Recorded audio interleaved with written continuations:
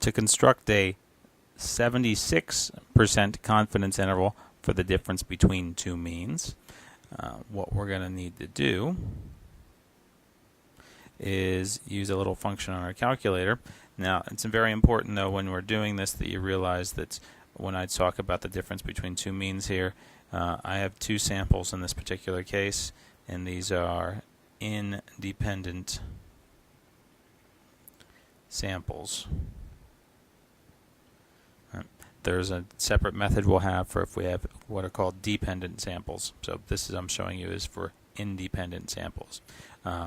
If I have independent samples, I have to have at least two samples, and that's what you actually see here. Is I'm saying I got a sample number 1 and a sample number 2.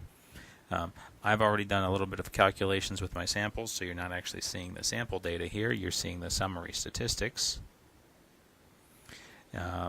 And so what you want to do, if you want to construct this confidence interval for the difference between two means, is you're going to go on your calculator, you're going to hit on Stat, you're going to go over to Tests, you're going to go down to something called the two-sample t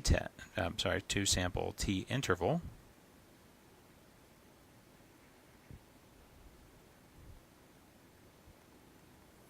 And once you get to that, you have two options up at the top. You have this data option and you have the stats option. The data option you can use if you're actually given the data. You can make up lists and do what we did when we were doing the t-interval option on a different video. For what we're going to do right here, based upon what I have written down on the screen, we're going to use the stats option because we have little summary statistics.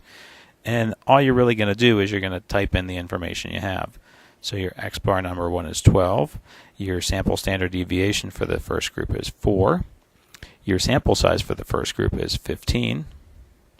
Your sample standard deviation for the second group is 18. Or your sample mean, sorry.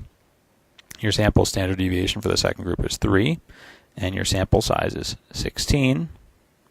Then you need to type in your C level, your confidence level. That's that percentage right here. In this case, it's 76, but that could be 42 or 98 or 99.7 or 86 or whatever might be sitting there. Then you come down and you have this option for pooled, and we're going to select no. Actually, we're always going to select no. There's reasons for using yes versus no, but they don't come up in this class, so we're not going to worry about it right now. And then we're going to go down and say calculate. And it's going to scroll at you for a second or two, and then it'll come back with your confidence interval. And your confidence interval is actually two numbers. So two right at the top there, the negative 7.535 and the negative 4.465. That's your confidence interval for this. We'll go over what the formulas are in class, but that's how you can go about calculating one just based upon the little summary statistics there. Okay, talk to you later.